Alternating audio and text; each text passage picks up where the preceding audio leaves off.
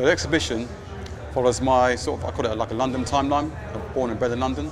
And so things I've seen and witnessed and worn and my friends wore in this timeline. So I started from obviously the beginning, which is like the 80s, casuals, went through to hip hop, through to Rude Boys, to Bold and Bashy. We went through tech, went through grime, we went to innovation, retro boom, digital hype, which is sort of internet, collaborations, and ended up at like celebrity culture, so where we are now. Each section is a visual representation of what I wore, the things that I loved, the things that I saw people wearing. So I thought the best way to do it is break it up in sections and tell the story through the clothes, the shoes, and the gadgets, etc. So here we're in this casual section. It was called casual because, you know, it was a group of guys in the 80s to wear like designer gear. Obviously they started off their style going to different countries in Europe, picking up different, you know, expensive labels, coming back, peacocking them basically, you know, showing everyone how expensive it was, but how classy it was as well. It wasn't just about being brash, it's about being like the nicest, cleanest stuff. Working class gentlemen. You get dressed up at the weekend, you want to wear your best stuff, so things like, you know, Cabici, Benetton, Sergio Tacchini, Alessi, Fila, they were like the main prime targets, you know, for casuals. That's what my cousins were into. You know, Benetton was a big thing for them. This rugby top was like almost like, you know, the trophy. If you had this top, you know, with a pair of Diodoras or whatever, or a pair of Gazelles, you know, you're top boy on the street, you know. And not everyone could afford them, but they figured out ways of getting them, you know. I don't know how, but they did, you know. My cousins did, they worked hard. With the Gazelle, I remember my cousin having blue socks all the time, white socks that were blue.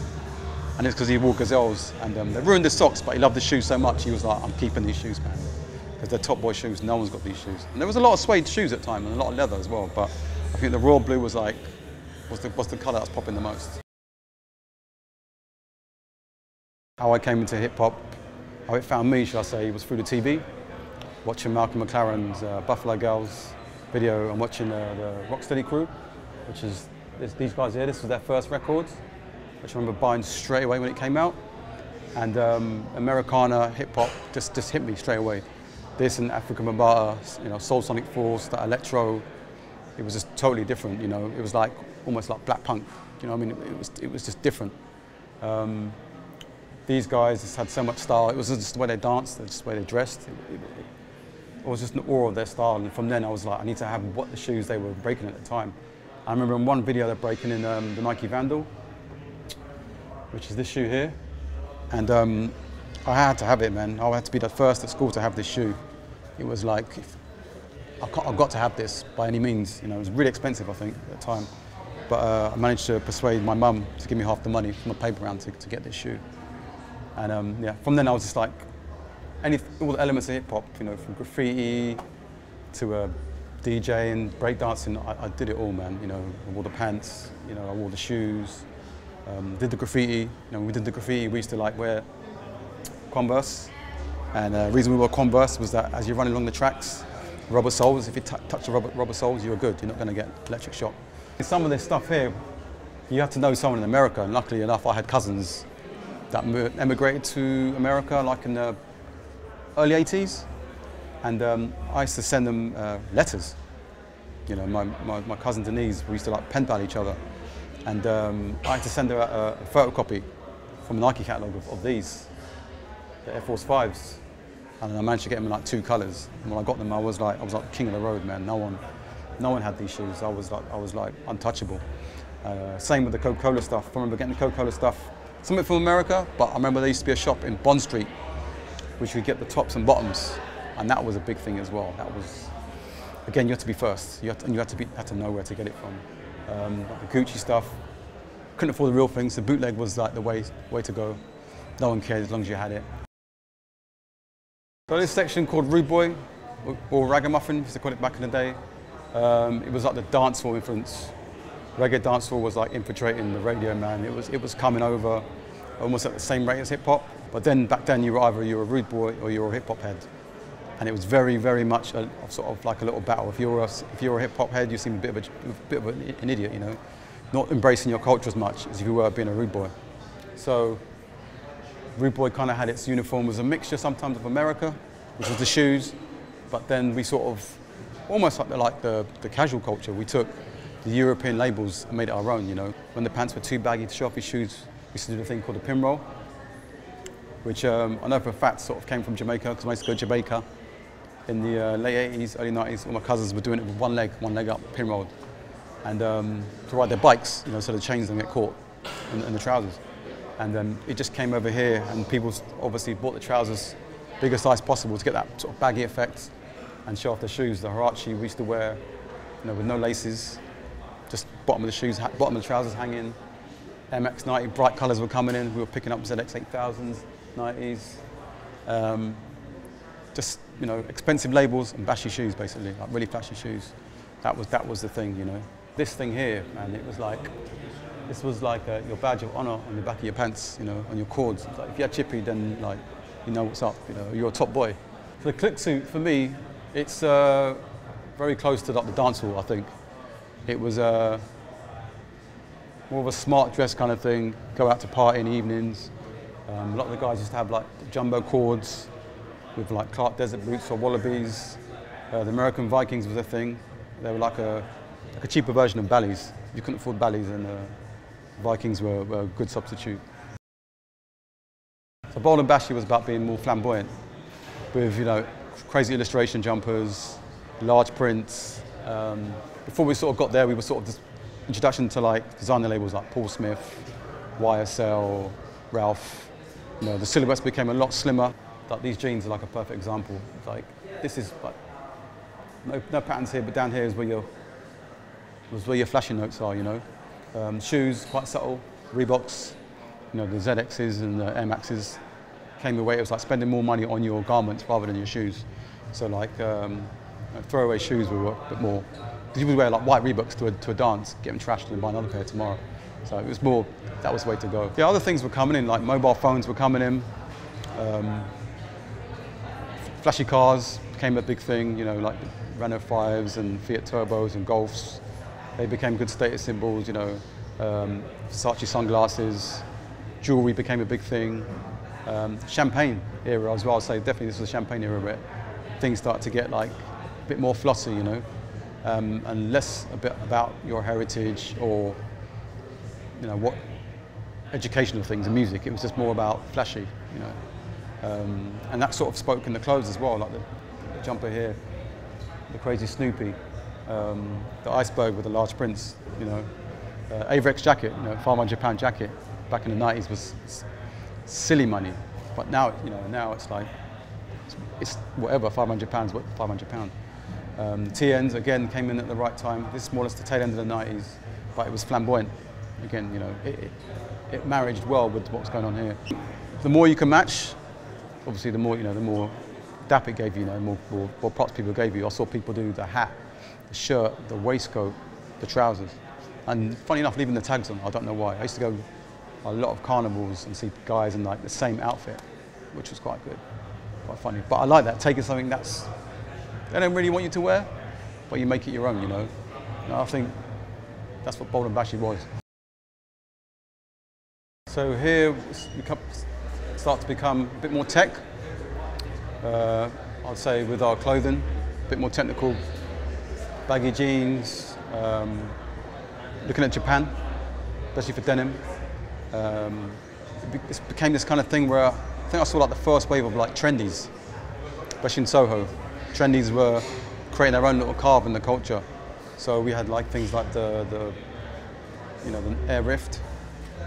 I saw a lot of people starting wearing those, the Maharishi pants and the cargo pants. That became its own little thing. And this became a lot, I would say, more starting off club culture. Again, club culture started off in the late 80s, went to the 90s, but I think around 95, these shoes were so apparent in so many different colours, you know. The Evisu jeans, one of my favourite things. The Evisus with 95s and 97s was such a big thing, man. The price point of the Evisu and the denim was obviously well made, you know, Japanese salvage. Tell you what, probably thinking 50% of the people didn't even know what a Evisu was or where it came from. It was all about the big E at the back. ACG, I started to mess around with ACG a lot in the last sort of 5 years of the 90s. ACG was a big thing. technical gear, mixing it up together, making our own. Obviously it wasn't made for us, but making our own. I think a lot of that came from America as well. Starting seeing things like ACG being worn in like Source magazine, on a few rappers, with obscure stuff, like with the Zoom Cetic and the Zoom Citizen as well, and the Spiridons as well, which no one actually liked at the time, which is funny. They were like a cheaper version, or poor man's version of the 97. But for me, it was a great shoe. I picked them up. These are originals, by the way. These aren't retros. I would say the 97 is one of the first shoes I think I was searching for on the internet for different colours. It was when the internet just started to creep into people's homes. You know, before I was going to libraries or you know, friend's house to see what's on the internet and downloading web pages from Japan, seeing what different colours of 97s were available. And there was I think it was the black and green, which was available in Japan, but wasn't available here. So I think this is one of the first shoes that also sparked my obsession with like hardcore collecting. It was 97, for sure. So in the late 90s, you still had, you know, like I call them your trendies and your media guys, were doing their thing. But in the cities, you know, kids were making music, you know, with consoles and over instrumentals, you know, and just tired of. I think they were tired of listening to hip hop. I think hip hop was like struggling a little bit. I think the guys decided to like MC themselves, MC their own way. Again, the influence coming from probably their Jamaican heritage or the reggae influence. They started to rhyme their own way, and that's where we had like grime. And grime for me is like one of the purest musics from UK, like one of the last ones, I would say. And these guys, you could hear their struggle in their music and their rhymes. And the clothes they wore were the everyday clothes. They weren't trying to wear clothes to impress, but most of their clothes were everyday clothes. But to do that, they still wore it in a way that was flamboyant, you know. So you had like the best, you know, where are you going to start first? The best Air Max is going to start at your feet. So Air Max was like, you know, your entry point, and the next entry point was your hat, you know. And then if you could go even better, you do a full tracksuit. I think the influence of grime today is come back from those guys that were really young. Obviously had older brothers and sisters or older friends, and now they can go back on YouTube and they can look at through the internet and see what they wore. And you know, I think wearing stuff that they wore as a kid, especially for my younger cousins and stuff, it kind of like gives them like their own ownership or something. And I don't think anyone else can take that away from them. I think they can own it, and we can keep it going. We can spread it now. We have the tools to spread it now. Back then we did, but it wasn't like very easy to use, you know. So I think grime it's been accepted now. For me, grime again is like represents DIY culture, which I think is lost a little bit. And when these guys used to do their own like DVD, you could buy in a record shop. I can't remember the name of the shop, but I used to buy them in Soho, and see these guys battle, you know. And it's like you want to watch a battle, you know, but it's the only way you're going to hear the rhymes, man. You know, internet wasn't that easy to hear, you know. Where are you going to upload anything? There was no uploading anything, so CDs were the way, you know. And you can make money from selling CDs as well. You're not going to make any money just sticking it on somewhere to stream, you know, back then. So, yeah, it was DIY, man, DIY. No motive behind it. Let's just try something and see how it works, you know. And it's kind of like the old dancehall tapes I used to see from Jamaica as well. I used to have Ninja Man battling Super Cat, you know. Cousins had DVDs of those, so it's the same kind of mindset. So now we're at a retro boom, an interesting, I would say, era for me. It was an era where shoes were being reissued at such a pace. You know, it happened now and again. It wasn't even called a retro, it was like another colour. But I think the brands started to realise that sneaker heads, you know, wanted shoes that they couldn't find. The vintage collecting, you know, boom was beginning on the internet. People were buying mad shoes on eBay, paying crazy money for it, and decided to give people what they want. You know, you had forums and people were talking about, oh, I wish they did this shoe, I wish they did that shoe. And obviously they took note to a lot of what we said. So shoes like the Huarache, when this came back in 2000, limited edition colour, which they sort of did previously in the 90s, came back. It was a mania for this, you know. You had to be connected to get this shoe. You had to know someone in, you know, in America or Japan. The Michael Chang pumps, again, shoe I don't think Reebok, I thought they would never do again, but they did. You know, pump technology was only like kept on new products. It wasn't done on, you know, retro product, but they actually did it, which was great. Jordans, they started to play around with retro, so we'll do the shoe again, but we'll remix it a little bit. The Black Cat was one of my favourites. You know, all black Jordan was a dream, and then when they did it, I had to have it. Sneaker fans started to do like their own t-shirts. The culture was growing. Sneaker culture was just becoming so big. The web was like bringing everyone in. Everyone was like funneling into these forums. Cortez back then, when I got these, I couldn't find Cortez, and a friend of mine got these in Japan for like little to nothing, you know. But when I wore these here, it was like, you know, like I've never seen that. Basically, they were saying that. Where'd you get those, you know? Concord, the shoe, I used to just look at it on the internet. On 2 websites, I had a picture of it. Never saw it in my life. And when they retroed it, I had to get it. I had to get it. Basically, retro was an opportunity to get something that you missed. I think that's what was great about retro, you know. Sparked off, you know, Bobbito's book, Where'd You Get Those, where he talks about sneaker culture in New York, but an education on where these shoes actually originally came from. Probably one of my favourite books. If you call yourself a sneaker collector and don't have this book, shame on you. You should have it. So now we're in digital hype. The reason I call this digital hype, like these were the shoes and the objects that just the word spread through the internet, basically. We were no longer looking at magazines or books. The internet was the funnel for all the information, man. So we had Crooked Tongues, which was like probably one of the best sneaker resources website, I've got to say. Broke news on new product that was coming out, sold product, and it was a community-based website. It was a sneaker resource, basically. In this era, we had shoes that were just coming out from Japan, like the Dunks. I'll say like the Japanese and the guys in America sparked the Dunk era, you know. We had the SB culture. People just collected like crazy SB stuff. Shout out to Sandy Bodecker. That people went nuts for paying. This is when the money was coming in. People were paying big money for shoes, and that's where the name hype came from. Like, what are you willing to pay? You know, you wear this, people are going to be like hyped on what you're wearing. So that's where, to me, it came from. It's like internet was the spark, man. Was the spark of all of this. You know, Undefeated, the Stussy collab. Stussy was one of the first new collabs that I saw in the UK. Where I saw people actually queuing 10 deep for with the Stussy Dunk and the Blazer. And this is where it started. We did start doing called parallel trading, where you've had a friend in New York or a friend in Tokyo. You would send him shoes from London, and he would send you shoes that you can only get in Tokyo. Same again in New York. So we had this parallel trading thing, and that's where the community grew. You know, because shoes were only sold in locations that you couldn't get. So now you can get everything everywhere, but it wasn't like that before.